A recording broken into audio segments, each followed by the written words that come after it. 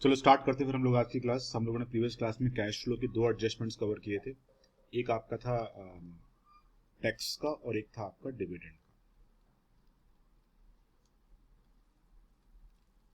ये हमने already previous class में कवर किए थे। आज का जो हमारा फोकस रहेगा वो रहेगा डेप्रिसिएशन के एडजस्टमेंट पे। और मैं अगेन आपको बार बार एक चीज बोलता हूँ कि बोर्ड एग्जाम में, सीबीएसई का बोर्ड एग्जाम हो, आईसीएसई किसी का भी बोर्ड एग्जाम हो, डेप्रिसिएशन के एडजस्टमेंट के बिना आपको कैश फ्लो का सम मिलने वाला नहीं है। That is 100% sure. ठीक, समझते हैं भी डेप्रिसिएशन का मतलब यहां पर क्या है। First of all, depreciation is a non cash expenditure. It is expenditure, उसमें कोई डाउट ना आपको है ना मुझे है। बट डेप्रिसिएशन में कैश का आउटफ्लो नहीं होता है। डेप्रिसिएशन में कैश का आउटफ्लो नहीं होता है। तो डेप्रिसिएशन का जो भी अमाउंट रहेगा आपके पास, उसको आपको ऐड करना होता है। एंड आपके पास एक हेडिंग होता है वहां पे, non cash and non operating expenditures. ठीक, डेप्रिसिएशन का जो डिफिकल्टी बोर्ड एग्जाम में बनती है वो बनती है प्रोविजन फॉर डेप्रिसिएशन के पार्ट में। नॉर्मल डेप्रिसिएशन में कोई डिफिकल्टी नहीं होती है। सपोज फॉर एग्जांपल मैं आपको बोलूं कि सपोज ये प्रीवियस ईयर है, ये करंट ईयर है, कुछ मशीन्स थी मेरे पास। सपोज यहां पर मशीन थी मेरे पास 1 लाख रुपीज की। This is case number 1। सारे केसेस में डिस्कस करूंगा जो एग्जाम में आ सकते हैं। एकदम सिंपल केस है, सबसे सिंपल केस है ये। सपोज यहां पे 1 लाख की मशीन थी, यहां पे मशीन हो गई आपकी 80,000 रुपीज की, और आपके पास कोई इंफॉर्मेशन क्वेश्चन में दिया ही नहीं है। मशीन सेल हुई, कुछ हुआ, कुछ आपके पास मेंशन नहीं है। सिर्फ सिंपल वर्ड में क्या लिखा है कि ओपनिंग बैलेंस जो था मशीन का वो 1 लाख रुपीज था, और जो क्लोजिंग बैलेंस था वो 80,000 रुपीज का था। अभी ड्यूरिंग द ईयर 20,000 रुपीज की मशीन आपकी कम हो गई। कहां गई वो मशीन? तो उसको हम लोग क्या मान लेते हैं? It is a depreciation. तो depreciation of machine simplest case है, इतना इजी एग्जाम में कभी आता नहीं है। तो ये आपका हो गया 20,000 रुपीज का डेप्रिसिएशन, बिकॉज मशीन का वैल्यू कम हो रहा है। क्योंकि अगर आपने सेल किया होता तो क्वेश्चन में लिखा होता। केस नंबर 2, कुछ ऐसा लिख सकते हैं आपके पास क्वेश्चन में, प्रीवियस ईयर, करंट ईयर, यहां पे मशीन दिया होगा आपको। से फॉर एग्जाम्पल यहां 1 लाख का मशीन था, और यहां पे लिखा होगा मशीन 1,20,000 रुपीज का, और नीचे लिखा होगा एडजस्टमेंट में, during the year machine purchased ₹50,000। Suppose कुछ ऐसा लिखते हैं, मीन्स आपने ड्यूरिंग द ईयर इतना मशीन परचेज किया। ऐसे केस में मैं एडवाइस करता हूं कि लेजर की वजह से सॉल्व करो, ज्यादा इजी बनता है वहां पे सब। तो मशीन का एक लेजर आप लोग वहां पे रेडी कर देना। And we all know machine is a asset. पूरी लाइफ में जब तक आप किसी भी एसेट का लेजर बनाते हो, ओपनिंग बैलेंस हमेशा डेबिट साइड में आते हैं, क्लोजिंग क्रेडिट साइड में आते हैं। ये रूल है यहाँ पे। तो मशीन का ओपनिंग बैलेंस जो आपके पास दिया हुआ था, to balance brought down, it is given as what, 1 lakh rupees. उसको यहां पे दिखा दो। क्लोजिंग बैलेंस जो आपके पास दिया हुआ था, इट इज 1,20,000 रुपीज। इसको यहां पे दिखा दो। ड्यूरिंग द ईयर आपने मशीन कितना परचेज किया? आपने परचेज किया 50,000 रुपीज का। तो लेजर बनाना सीख जाओ बस, क्योंकि एडजस्टमेंट्स यहां पे मल्टीपल क्रिएट हो सकती है। तो लेजर का रूल यहां पर क्या रहेगा? अगर सपोज पूरी लाइफ में किसी भी एसेट का जब भी लेजर बनता है, तो ओपनिंग बैलेंसेस पूरी लाइफ में आपको डेबिट में ही दिखाने होते हैं, क्लोजिंग हमेशा क्रेडिट में आते हैं। और एसेट का एक बेसिक रूल है, as per the modern approach, asset अगर इंक्रीज होगा तो वो डेबिट साइड में जाता है लेजर में, और एसेट अगर डिक्रीज होगा तो वो लेजर में क्रेडिट साइड में ट्रांसफर होता है। ये भी एक बेसिक रूल है यहाँ पे। तो अभी देखो, अब आपने एक मशीन परचेज किया ड्यूरिंग द ईयर, तो इंक्रीज इन एसेट कहां पर जाएगा? डेबिट साइड में। तो right here to bank account. कितने का परचेज किया? 50,000 रुपीज का। और कोई इंफॉर्मेशन क्वेश्चन में है नहीं मेरे पास अभी। तो दैट मीन्स इस लेजर की दोनों साइड तो इक्वल आनी चाहिए थी, बट ये इक्वल नहीं आ रही है। इट मीन्स कि आपका मशीन यहां पर 30,000 रुपीज से डेप्रिशिएट हुआ होगा, और ये क्या बन जाएगा? आपका बैलेंसिंग फिगर। ये क्या बन जाएगा? आपका बैलेंसिंग फिगर। और ये डेप्रिशिएशन का जो अमाउंट है, ये 30,000 रुपीज, इसको आप जाके ऑपरेटिंग में प्लस कर दोगे। और जो आपने मशीन को परचेज किया, मशीन परचेज करना is not my operation, it is my investment. तो इन्वेस्टमेंट करने में मनी का आउटफ्लो हुआ होगा, तो इसी को आप इन्वेस्टिंग में जाके माइनस कर दोगे, बिकॉज मशीन परचेज करने में कैश का आउटफ्लो होता है, एंड मशीन परचेज करना is a part of investment, it is not a part of operation of the business. At case number 3 पे आते हैं। देखो एक चीज समझो, यहां पे आप लैंग्वेज के ट्विस्ट समझने हैं आपको, और आपको लेजर बनाना आना चाहिए,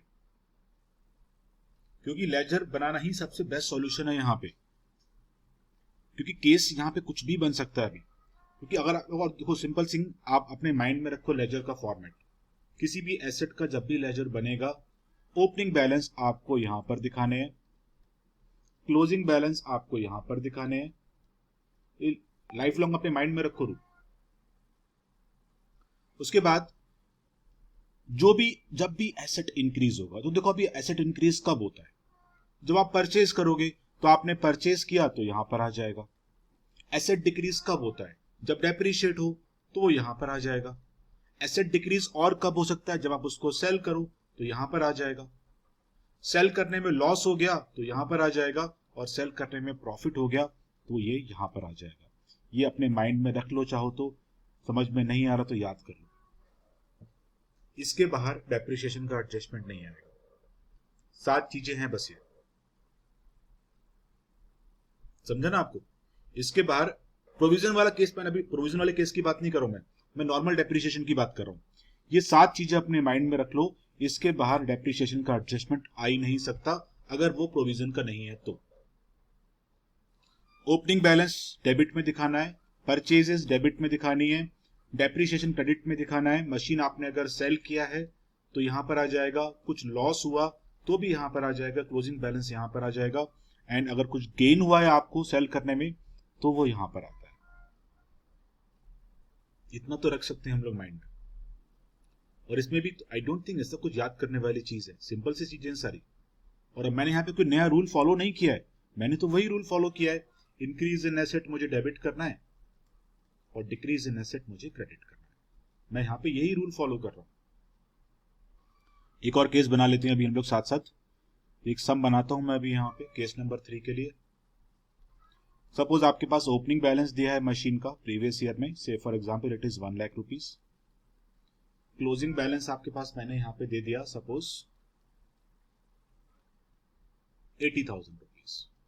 ठीक, अभी मैं आपसे बोल रहा हूं during the year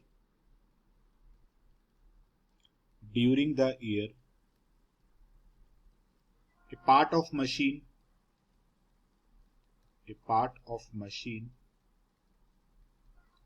whose book value was rupees say 30,000 was sold for say 25,000, ठीक है ना, was sold for 25,000, एंड आगे मैं दे रहा हूं आपको depreciation charge during the year, तो समझना इस चीज को। वही 7 चीजें हैं यहाँ पे, बस अरेंज करना है आपको। जो बैलेंसिंग फिगर बचेगा वो आपका आंसर होगा। तो देखो अभी इस इंफॉर्मेशन को मुझे सिर्फ अरेंज करना है, जो भी बैलेंसिंग फिगर बचेगा that will give me the answer कि इसमें बैलेंसिंग फिगर क्या बच रहा है। बैलेंसिंग फिगर डेबिट में आ रहा है, तो देखो अभी आप बैलेंसिंग फिगर डेबिट में किस किस केस में आ सकता है। बैलेंसिंग फिगर डेबिट में सिर्फ 2 केस में आ सकता है, या तो आप मशीन को परचेज करो, और दूसरा केस क्या हो सकता है कि या आपको कुछ प्रॉफिट हुआ हो उसको सेल करने में। इन 2 केस के अलावा बैलेंसिंग फिगर डेबिट में बनता ही नहीं है। क्रेडिट की बात करूं मैं तो बैलेंसिंग फिगर 3 बन सकती है यहां पे। कौन कौन सी? एक डेप्रिसिएशन की बन सकती है, एक सेल की बन सकती है, और एक लॉस की बन सकती है, बस। तो अभी आपको चेक करना है क्वेश्चन में इंफॉर्मेशन में बोल क्या रहा है आपको, तो बस इंफॉर्मेशन को प्लेस करते हैं पहले तो we will make a ledger for machine. वही 7 चीजें अपने माइंड में रखो और उसको प्लेस कर दो, you will get the answer. Machine is asset, opening balance कहां पर आएगा? डेबिट में, तो right the opening balance to balance brought down. कितना दिया है? 1 लाख रुपीज। क्लोजिंग कितना दिया है? 80,000 रुपीज, तो by balance carry down, it is 80,000 rupees.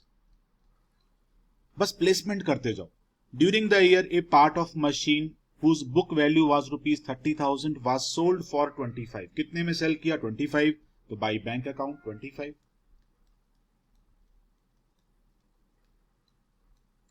Loss हुआ, प्रॉफिट हुआ? Yes, there is a loss of 5,000, तो मैंने क्या बोला? लॉस है तो क्रेडिट में दिखा दो, by P and L account. 5,000 rupees का लॉस हो गया। उसके बाद मैंने क्या बोला? डेप्रिसिएशन चार्ज किया आपने, इतना अमाउंट दिया मैंने आपको, नहीं दिया तो अमाउंट भी लिख देते हैं यहाँ पे। से for example depreciation is 20,000 rupees suppose, तो जो भी डेप्रिसिएशन चार्ज किया वो भी दिखा दो। डेप्रिसिएशन आपके एसेट को कम करता है। अभी आप चेक कर लो बैलेंसिंग फिगर किस साइड में बच रही है। तो इन दिस केस देखो आप, टोटल ऑफ क्रेडिट साइड कितना आ रहा है? 1,30,000 rupees, but total of debit side कितना है? ओनली 1 लाख। दोनों साइड मैच नहीं हो रही ना, तो बैलेंसिंग फिगर कहां पर आई? डेबिट साइड में। तो डेबिट साइड में जो बैलेंसिंग फिगर होगी वो क्या इंफॉर्मेशन देगी आपको? कि या तो आपने परचेज किया होगा या आपको कुछ गेन हुआ होगा मशीन को सेल करने में। अभी गेन तो मुझे हुआ नहीं है यहां पे कुछ, तो बचा क्या? मैंने परचेज किया होगा, तो जो परचेज किया, जो बैलेंसिंग फिगर है that will give you information कि आपने इतने अमाउंट का जो मशीन होगा वो परचेज किया होगा। बस हो गया सम सॉल्व। लेजर में अरेंज करना सीख जाओ, बस और कुछ नहीं करना इसमें। तो अभी आते हैं कैश फ्लो में ट्रीटमेंट कैसे होगा। देखो इसका depreciation, it is a non cash expenditure, operating में ये प्लस हो जाएगा। जो आपको लॉस हुआ मशीन सेल करने में, it is a non operating expenditure, because machine sell करना मेरा बिजनेस नहीं है, ये मेरे बिजनेस का ऑपरेशन नहीं है। And as per that heading add all non cash and non operating expenses, इसको भी आपको ऑपरेटिंग में जाके प्लस करना होगा। मशीन सेल किया, मशीन सेल करने से मुझे मनी मिलेगा,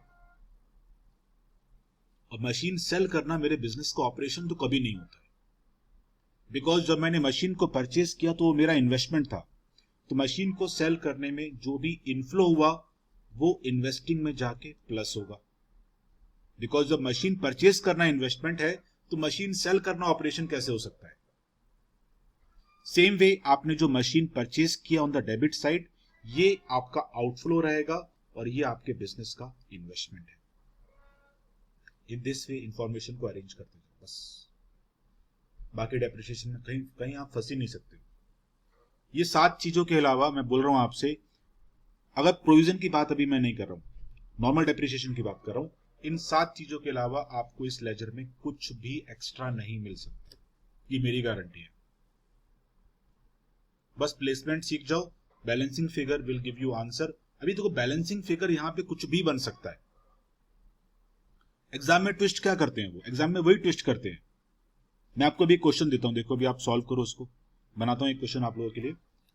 एक ओपनिंग बैलेंस आपके पास मशीन का मैं दे रहा हूं suppose 1 lakh rupees. Closing balance मैं आपको दे रहा हूं सपोज से फॉर, सभी लोग प्लीज सॉल्व करना, इसको ट्राई करो एक बार। मैक्सिमम क्या रॉन्ग ही होगा ना, चाहे तो कुछ नहीं होगा, बट ट्राई करना चाहिए। सपोज मैंने क्लोजिंग बैलेंस दिया आपको 1,20,000 रुपीज, ठीक। मैं आपसे बोल रहा हूं ड्यूरिंग द ईयर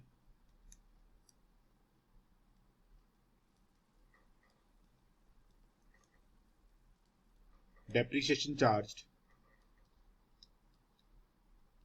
रुपीज से 30,000, okay. Number 2, a part of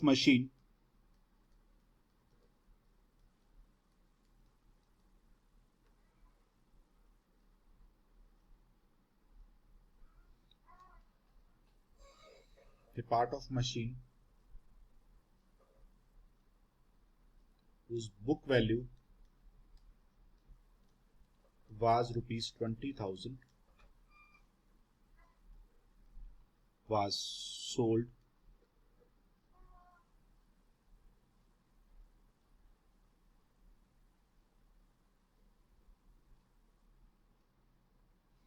थोड़ा सा अमेंड करता हूं मैं।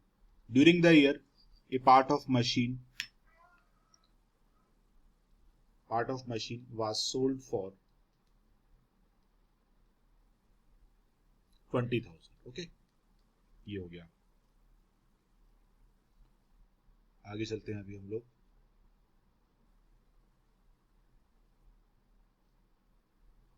आगे मैं आपसे बोल रहा हूं, during the year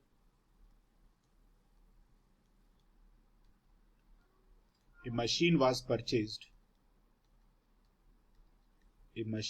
purchased for rupees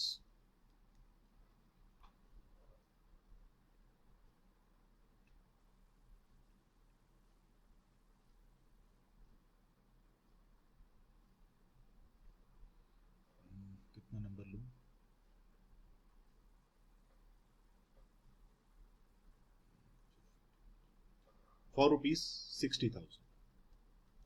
अब एक बार जरा अरेंज करके बताओ आप अपने लेजर में, प्लीज सभी लोग ट्राई करना एक बार, इसी से प्रैक्टिस होगी, इसी से परफेक्शन आएगा। बताना मुझे क्या बैलेंसिंग फिगर आपको यहाँ पे मिल रहा है, क्योंकि बोर्ड एग्जाम में यही लैंग्वेज के टेस्ट आपको परेशान करेंगे। सभी लोग उसको लेजर में अरेंज करो, बताओ मुझे बैलेंसिंग फिगर यहाँ पे क्या मिल रहा है आपको, क्योंकि इसमें मैंने आपको सब कुछ दिया, मैंने आपको इसमें डेप्रिसिएशन भी दे दिया है, सब कुछ दिया मैंने आपको, इसमें डेप्रिसिएशन दिया, मशीन कितने में सेल किया वो भी मैंने आपको दे दिया, एक मशीन आपने परचेज करी मैंने आपको वो भी दिया। अभी इस इंफॉर्मेशन को एक बार आप लेजर में सभी लोग प्लीज अरेंज करो, मैं जस्ट 1 मिनट में बस वापस आता हूं।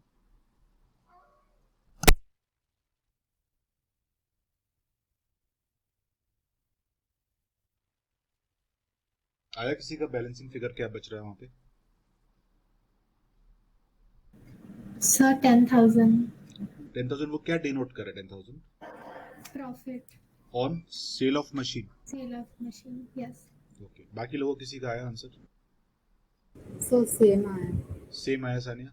Okay good. हाँ ओके, माही कुछ आया आंसर? सर मेरा गलत है। गलत आ रहा है। सानिया मर्चेंट आपने किया सॉल्व? सिमोन, स्वरूप, रिहान, चलो सानिया और हाँ बोलो सिमोन, कुछ बोल रहे थे आप? सर नहीं, कुछ नहीं हुआ अभी तो। अच्छा, अभी कैलकुलेट नहीं कर रहे थे। सानिया और आरोही आप दोनों का आंसर राइट है, वेरी गुड। देखो अभी मैंने आपको क्या बोला था कि आपको सिर्फ यही सीखना है कि गिवन इंफॉर्मेशन को लेजर में अरेंज कैसे करना है। उसके लिए सबसे बेस्ट मैंने आपको सिखा दिया, इसको कहीं आप वॉल पे पेस्ट कर दो, पता है सारे कंफ्यूजन खत्म हो जाएंगे। 5 चीजें याद रखनी है बस, बिकॉज बोर्ड एग्जाम में डेप्रिसिएशन का एडजस्टमेंट जरूर आता है। वैसे मैं किसी को बोलता नहीं हूँ मेमोराइज करने के लिए, बट स्टिल इस चीज को अपने माइंड में रख लो आप। किसी भी एसेट का, इट में भी मशीन, इट में भी बिल्डिंग, कुछ भी होने दो, ओपनिंग बैलेंस आपको हमेशा डेबिट में ही दिखाना होता है।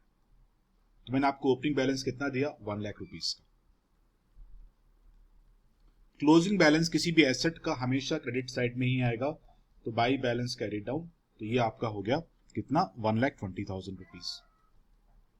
एनीथिंग विच रिड्यूसेस एसेट, और as per the modern approach decrease in asset आप हमेशा क्रेडिट करते हो।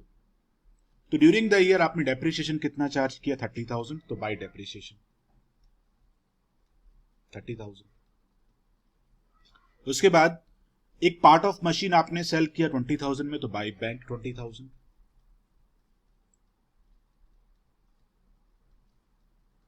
उसके बाद मैंने क्या बोला आपसे, आपने ड्यूरिंग द ईयर एक मशीन परचेज भी किया है, मैंने परचेज भी दिया आपको यहाँ पे टू बैंक अकाउंट। कितने का परचेज किया? 60,000 रुपीज का। अभी लॉजिकली इस लेजर की दोनों साइड तो इक्वल होनी चाहिए थी ना, बिकॉज ओपनिंग बैलेंस भी है, क्लोजिंग बैलेंस सब कुछ दिया है, तो दोनों साइड इक्वल तो यहाँ पे नहीं आ रही है अभी। That means total of credit side is 1,70,000 rupees, but total of debit side is 1,60,000 rupees. तो बचा क्या फिर अभी? अब मैंने क्या बोला, देखो डेबिट साइड में बैलेंसिंग फिगर में सिर्फ 2 चीजें ही आ सकती हैं, मैंने अभी जस्ट सिखाया आपको। अभी क्या आ सकता है? एक तो मशीन का परचेज, और एक अगर आपको प्रॉफिट हुआ है मशीन को सेल करने में। मशीन का परचेज मैंने क्वेश्चन में आपको दे दिया था, तो बचा क्या? प्रॉफिट। दैट मींस आपने जिस पार्ट ऑफ मशीन को सेल किया था इन दिस क्वेश्चन, उसमें आपको प्रॉफिट हुआ होगा। तो देखो आप पॉइंट नंबर 2 को पढ़ो, मैंने आपको इस पार्ट में प्रॉफिट एंड लॉस मेंशन नहीं किया था, मैंने सिर्फ इतना बोला कि आपने 20,000 रुपीज मशीन को सेल किया है। दैट मीन्स जो बैलेंसिंग फिगर बचा वो मुझे क्या बोल रहा है कि आपको मशीन सेल करने में इस साल 10,000 रुपीज का प्रॉफिट हुआ होगा। बस ये 6-7 चीजें हैं, इसको अपने माइंड में रख लो। बाकी डेप्रिसिएशन, नॉर्मल डेप्रिसिएशन में डिफिकल्टी आपको इसके बियॉन्ड नहीं आती है। 6 पॉइंट बस, और कुछ नहीं। कितना भी डिफिकल्ट सा माने दो, बस आप अरेंजमेंट सीख जाओ, बैलेंसिंग फिगर आपको आंसर देगी वहां पे। बिकॉज बोर्ड एग्जाम में ट्विस्ट यही आएगा। जरूरी नहीं कि बैलेंसिंग फिगर डेप्रिसिएशन का ही बने, डेप्रिसिएशन क्वेश्चन में दे सकते हैं आपको। तो अगर आप इस को अरेंज करते हो कैश फ्लो में, डेप्रिसिएशन को आप ऑपरेटिंग में जाके प्लस कर दोगे। जो मशीन आपने सेल किया वो आपके इन्वेस्टमेंट का इनफ्लो होगा। जो आपको प्रॉफिट हो गया यहां पे, it is a non operating income, because machine को सेल करना मेरा ऑपरेशन कभी नहीं होता है। तो as it is a non operating income, इसको आप ऑपरेटिंग में जाके माइनस करोगे। और जो आपने मशीन को परचेज किया, ये परचेज करना मेरा इन्वेस्टमेंट है, इसको मैं जाके इन्वेस्टिंग में माइनस कर दूंगा। अभी भी कोई डाउट है किसी को, प्लीज मेरे को पूछो। मैं आपका हुआ भी? Yes sir. चलो एक और सम प्रैक्टिस कर लेते हैं सी के ऊपर एक और, फिर आपको जो भी डाउट्स हैं क्लियर हो जाएंगे। बस अरेंजमेंट सीख जाओ, बाकी इसमें डिफिकल्टी नहीं आएगी। और कुछ ये 7 चीजें 6-7 चीजें, बस इसके बाहर कुछ नहीं आएगा। ओपनिंग बैलेंस में दे रहा हूं आपको, क्लोजिंग बैलेंस दे रहा हूं। मुझे सम बनाना पड़ेगा बिकॉज मैं बुक से कॉपी नहीं कर रहा हूं सम को। ओपनिंग बैलेंस बना लेते हैं यहाँ पे 2 लाख रुपीज का। क्लोजिंग कितना कर दूं मैं, सपोज 1,80,000 रुपीज का कर दिया, ठीक है ना। पॉइंट नंबर 1 में मैं आपसे बोल रहा हूं, suppose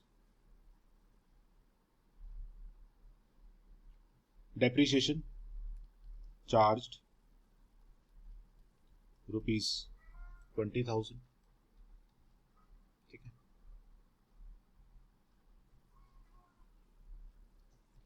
during the year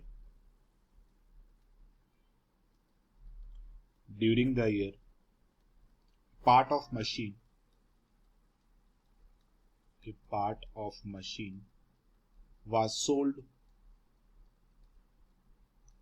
at a loss of ₹5,000, ठीक है। थर्ड,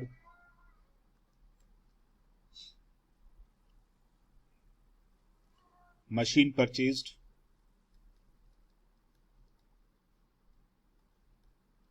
during the year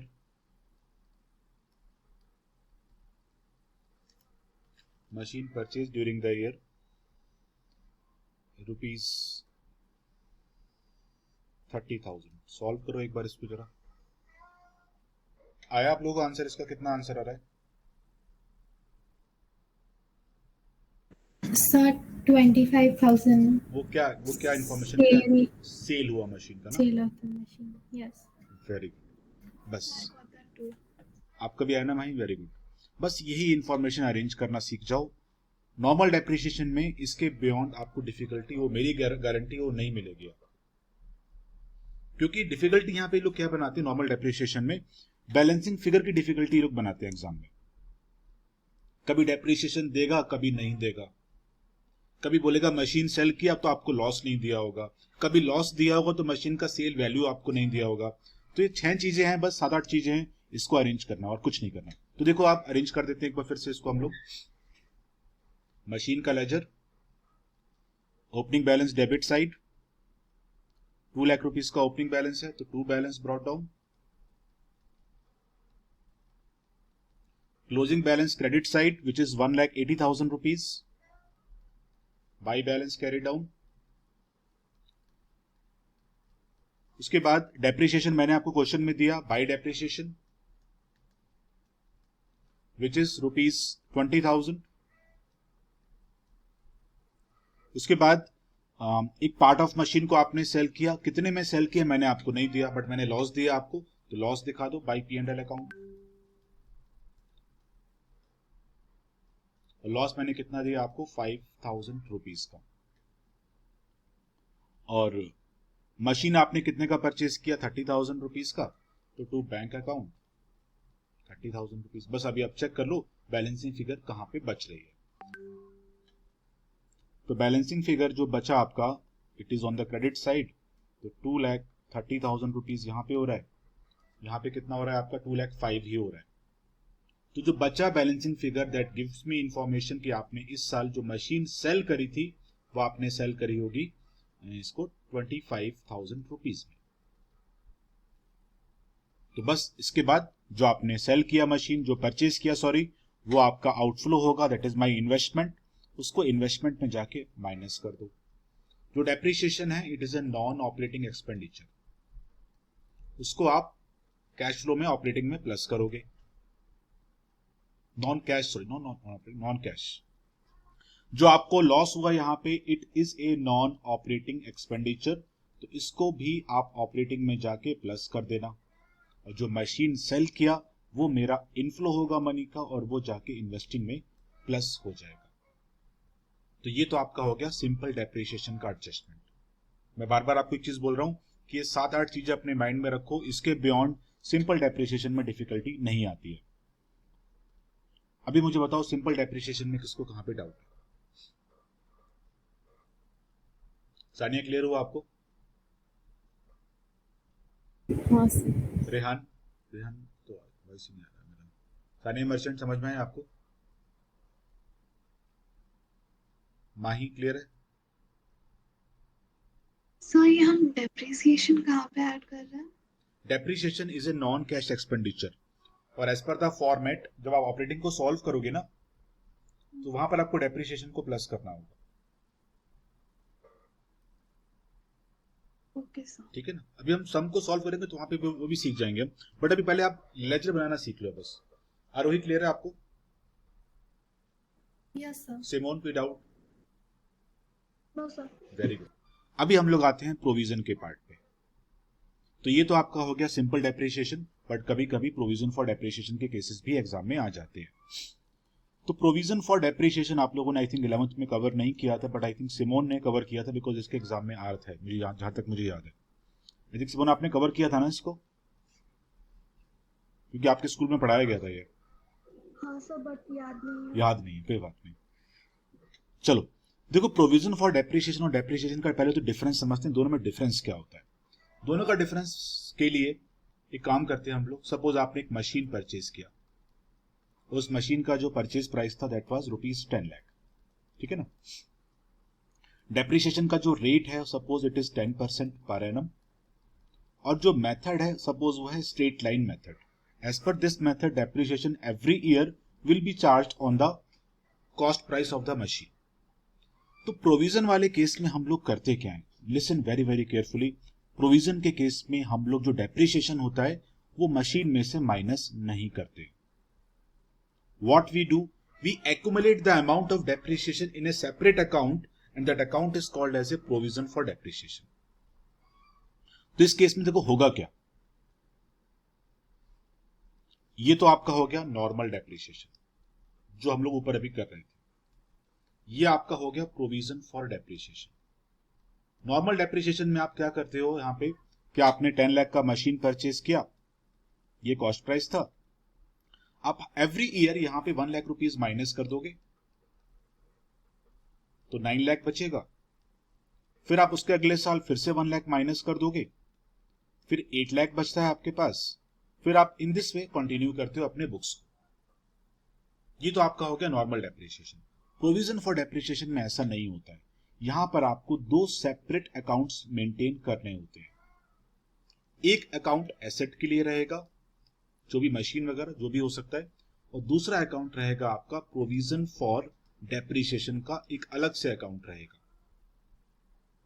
तो यहां पर होता क्या है कि आपने मशीन परचेज किया 10 लाख रुपीज का, तो आपकी बुक्स में चाहे वो 1 ईयर के बाद हो या 2 ईयर के बाद हो या 3 ईयर के बाद हो, इस मशीन का वैल्यू कॉस्ट प्राइस पे ही रहता है, इसका वैल्यू कम नहीं करते हम लोग।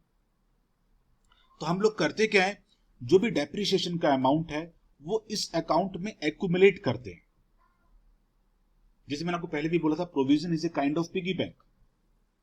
तो फर्स्ट ईयर का डेप्रिसिएशन कितना हुआ, 1 लाख रुपीज। सेकेंड ईयर में आप 1 लाख रुपीज इसमें और ऐड कर दोगे, डेप्रिसिएशन हो जाएगा 2 लाख रुपीज। थर्ड ईयर में आप आओगे 1 लाख रुपीज और ऐड कर दोगे, डेप्रिसिएशन हो गया 3 लाख रुपीज। तो अगर मैं आपसे बोलूं 3 साल के बाद, आफ्टर 3 इयर्स, मशीन का जो कॉस्ट प्राइस है वो अभी भी आपकी बुक्स में 10 लाख रुपीज का ही रहेगा। मशीन का जो कॉस्ट प्राइस है वो 10 लाख रुपीज का ही रहेगा, बट मशीन के अगेंस्ट में जो आपने डेप्रिसिएशन एक्यूमुलेट किया है वो कितना है, 3 लाख रुपीज। तो अगर मैं आपसे यहां पर यह पूछता हूं कि मशीन का बुक वैल्यू कितना है, मशीन का बुक वैल्यू कितना है आफ्टर 3 इयर्स, तो आपका आंसर यहां पे 10 लाख नहीं होना चाहिए। आपका आंसर यहां पर क्या होगा, 7 लाख रुपीज। तो देखो, आप नॉर्मल डेप्रिसिएशन में भी आपने एक्चुअली काम वही किया है, बट वहां पर डिफरेंस क्या हो गया, वहां पर आप हर साल अपने एसेट के वैल्यू को कम कर रहे थे, जो आप प्रोविजन में नहीं करते हो। प्रोविजन में आपने इंस्टेड क्या कर दिया, आपने एक सेपरेट अकाउंट ओपन कर दिया for the provision for depreciation, और वो अमाउंट आप उसमें एड ऑन कर रहे हो डेप्रिसिएशन का। तो 3 साल के बाद इस अकाउंट में कितना मनी एक्यूमुलेट हो गया, 3 लाख रुपीज। कॉस्ट प्राइस कितना था, 10 लाख रुपीज। तो अगर मैं आपसे पूछूं आफ्टर 3 इयर्स मशीन का वैल्यू कितना बचा, तो आप 10 लाख नहीं बोलोगे मुझे, आप मुझे बोलोगे 7 लाख। इन सब क्वेश्चंस में डिफिकल्टी कहां पर आती है, इन सब क्वेश्चन में डिफिकल्टी आती है जब मशीन को आपको सेल करना होता है।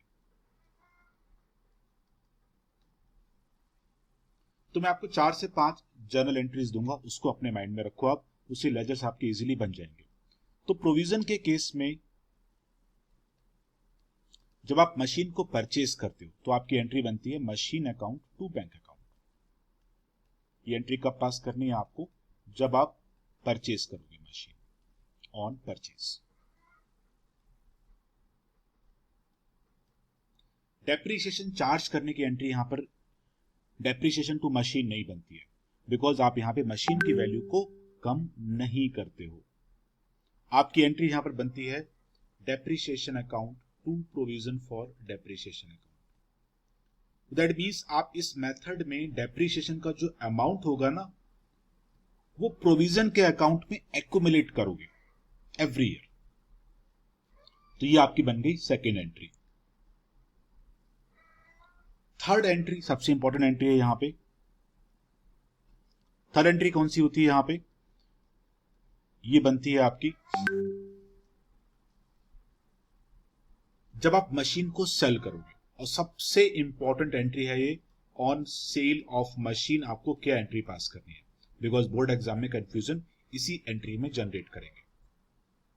तो मेरी बात को बहुत ध्यान से सुनो।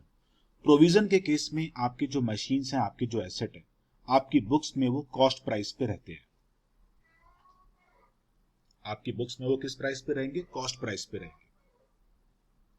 तो आपको पहले उनको कॉस्ट प्राइस से बुक वैल्यू पे लाना होता है।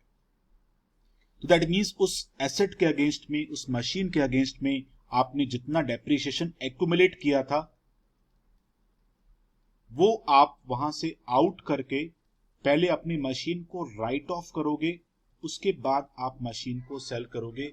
This is the most important entry, because ये जो एंट्री रहेगी आपकी, इसका इफेक्ट दोनों लेजर में आएगा। इसका इफेक्ट दोनों लेजर में आएगा। तो अभी मैं आपको थोड़ा सा लेजर सिखाता हूं इसका। तो प्रोविजन के केस में you have to make 2 ledgers, not 1। एक लेजर बनेगा सेपरेटली मशीन का या एसेट, जो भी रहेगा क्वेश्चन के अंदर,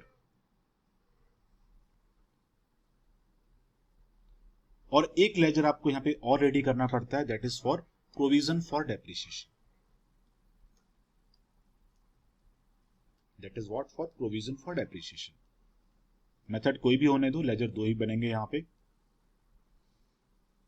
मशीन के लेजर में आपको सेम कॉन्सेप्ट लगाना है। मशीन इज एसेट, तो ओपनिंग बैलेंस कहां पर आएगा, डेबिट साइड में।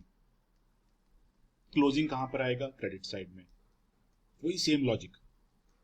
मशीन परचेज किया है तो डेबिट में आएगा। कुछ नया नहीं है यहां पे। बैलेंसिंग फिगर जो भी अगर बचता है मशीन परचेज करने का, प्रॉफिट होगा तो भी डेबिट में आएगा। कुछ भी नया नहीं है। जितने में सेल किया, अगर आपने सपोज सेल किया है तो क्रेडिट में चला जाएगा। कुछ गेन, कुछ लॉस हुआ है तो भी यहां पर आएगा। बट अभी आपको ध्यान क्या रखना है कि आप जिस मशीन को सेल कर रहे हो, तो ध्यान से समझना मेरी बात को, ये जो मशीन है वो कॉस्ट प्राइस पे है आपके पास। जिस पार्ट ऑफ मशीन को आप सेल करोगे उसके अगेंस्ट में जो आपने डेप्रिसिएशन एक्यूमुलेट किया था वो अमाउंट आपको यहां पे दिखाना पड़ेगा बाय प्रोविजन फॉर डेप्रिसिएशन। और ये अमाउंट आप कौन से लेजर से ला रहे हो? ये अमाउंट आप इस लेजर से ला रहे हो। Provision for depreciation is a liability. Opening balance कहां पर आएगा? क्रेडिट साइड में आएगा। क्लोजिंग कहां पर आएगा? डेबिट साइड में आएगा। किसी भी लायबिलिटी का ओपनिंग बैलेंस हमेशा क्रेडिट साइड में जाता है। उसके बाद जिस पार्ट ऑफ मशीन को आपने सेल किया उसका प्रोविजन फॉर डेप्रिसिएशन आपको इस लेजर से आउट करके यहां पे ट्रांसफर करना है। ये एंट्री जो मैंने पास करी अभी, ये वाली, बस इस एंट्री पे फोकस करना, क्योंकि ये जो एंट्री मैंने ऊपर भी लिखी थी, ये मैंने जो लिखा है यहां पे, इस एंट्री का इफेक्ट दोनों लेजर में जाता है। मैक्सिमम बच्चे मिस्टेक यहां पे करते हैं। और मैं आपको उसका कभी सम भी सॉल्व करवाऊंगा, उससे और क्लियर होगा। तो यहां पे आ जाएगा टू मशीन अकाउंट, जिस मशीन को आपने सेल किया, ये उसका डेप्रिसिएशन था। और बैलेंसिंग फिगर यहां पे जो बच रही है that will give you information कि आपने इस साल कितना डेप्रिसिएशन इसमें एड ऑन किया। तो इन दिस वे आप सॉल्व करोगे। एक सम करते हैं सॉल्व, उससे और क्लियर हो जाएगा आप लोगों को। तो मैं आपसे एक सम शेयर कर देता हूं प्रोविजन वाले केस का। तो एक लेजर बना लेते हैं यहां पे प्लांट एंड मशीनरी का।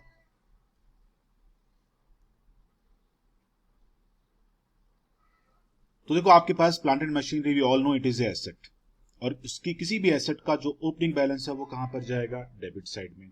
तो right to balance brought down which is 48 lakh. किसी भी एसेट का क्लोजिंग बैलेंस कहां पर जाएगा? क्रेडिट साइड में। तो by balance carry down 65,40,000 rupees. आगे पढ़ो मत क्वेश्चन को, पढ़ के पैनिक नहीं होना है कभी भी। जो इंफॉर्मेशन दी उसको प्लेस करना सीखो बस।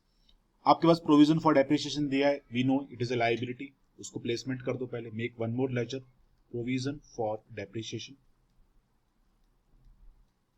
और किसी भी लायबिलिटी का ओपनिंग बैलेंस पूरी लाइफ में जब तक आप लेजर्स बनाते रहोगे तब तक वो कहां पर आएगा? क्रेडिट साइड में। तो बाय बैलेंस ब्रॉट डाउन। तो प्रोविजन फॉर डेप्रिसिएशन का जो ओपनिंग बैलेंस मुझे दिया हुआ था it was 14,05,000 rupees. It is 14,05,000 rupees. Closing balance जो दिया है मुझे it is 22,10,000 rupees. To balance carry down 22,10,000 rupees. अभी पढ़ते हैं आगे क्वेश्चन में क्या बोल रहा है। Plant and machinery costing rupees 12,80,000। इसके अगेंस्ट में आपने कितना डेप्रिसिएशन एक्यूमुलेट किया था? 5,30,000। सबसे इंपॉर्टेंट अमाउंट क्वेश्चन में ये होता है। ये वो अमाउंट है कि जिस पार्ट ऑफ मशीन को आप सेल करते हो उसके अगेंस्ट में आपने कितना डेप्रिसिएशन एक्यूमुलेट किया हुआ है। क्यों? बिकॉज आप यहां पर एवरी ईयर एसेट की वैल्यू को डाउन नहीं कर रहे हो। तो जिस पार्ट ऑफ मशीन को आपने सेल किया उसके अगेंस्ट में आपने 5,30,000 रुपीज का डेप्रिसिएशन एक्यूमुलेट किया था। तो अगर आप उस पार्ट को सेल कर रहे हो, बस इस अमाउंट का इफेक्ट आपको दो लेजर में दिखाना है। यहां से वो अमाउंट आउट करोगे बिकॉज वो मशीन सेल हो रही है अभी। तो कितना अमाउंट था वो? 5,30,000 रुपीज का। और इस अमाउंट से आप उस मशीन को राइट ऑफ करोगे अभी, बिकॉज सेल करने से पहले आपको उस मशीन का कॉस्ट प्राइस से डेप्रिसिएशन माइनस करना पड़ता है। तो by provision for depreciation it is 5,30,000 rupees. बस इतना प्लेसमेंट करते जाओ, आंसर अपने आप मिलेगा आपको। It was sold at a loss of rupees 2,60,000। तो लॉस है तो लॉस दिखा दो बाई P&L अकाउंट। कितने में लॉस में सेल किया आपने? 2,60,000 पे। सारी इंफॉर्मेशन प्लेस कर दी, हो गया सारा काम। अभी आप चेक कर लो बैलेंसिंग फिगर कहां पे बच रही है। तो in the laser of machine आपका जो बैलेंसिंग फिगर आएगा वो डेबिट साइड में आएगा। और डेबिट का मतलब क्या है कि इट मींस आपने कुछ ना कुछ प्लांट एंड मशीनरी इस साल परचेज किया होगा। हो गया काम खत्म। प्रोविजन के लेजर में आ जाओ। बैलेंसिंग फिगर कहां पर आ रहा है? क्रेडिट साइड में।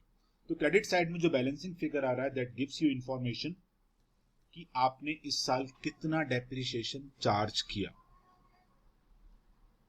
इस साल आपने कितना डेप्रिसिएशन चार्ज किया। तो प्रोविजन के लेजर में सिर्फ 4 नंबर्स आते हैं, इसके अलावा 5वां नंबर आपको यहां पे मिलने वाला नहीं है। ओपनिंग बैलेंस क्लोजिंग बैलेंस में कोई डाउट होता ही नहीं है किसी को। It is a liability, we all know liability का ओपनिंग बैलेंस क्रेडिट में आएगा, क्लोजिंग डेबिट में आएगा। बचे सिर्फ 2 नंबर। डेबिट साइड में जो अमाउंट हम लोग प्रोविजन के लेजर में दिखाते हैं वो कौन सा अमाउंट है? ये वो अमाउंट है कि सॉरी जिस एसेट को आपने सेल किया उस एसेट के अगेंस्ट में जो डेप्रिसिएशन था, ये वो अमाउंट है। तो कभी कभी आपको डेप्रिसिएशन क्वेश्चन में दिया होगा बट ये नहीं दिया होगा। तो प्रोविजन के लेजर में अगर बैलेंसिंग फिगर डेबिट में आ रही है, दैट गिव्स यू इंफॉर्मेशन कि ये वो नंबर है कि जिस एसेट को आपने सेल किया उसके अगेंस्ट में आपने कितना डेप्रिसिएशन एक्यूमुलेट किया हुआ। प्रोविजन के लेजर में अगर बैलेंसिंग फिगर क्रेडिट साइड में आ रही है तो दैट गिव्स यू इंफॉर्मेशन कि आपने कितना डेप्रिसिएशन चार्ज किया। सेम वे अगर मैं मशीन की बात करूं तो मशीन के लेजर में यहां पे कोई चेंज नहीं है।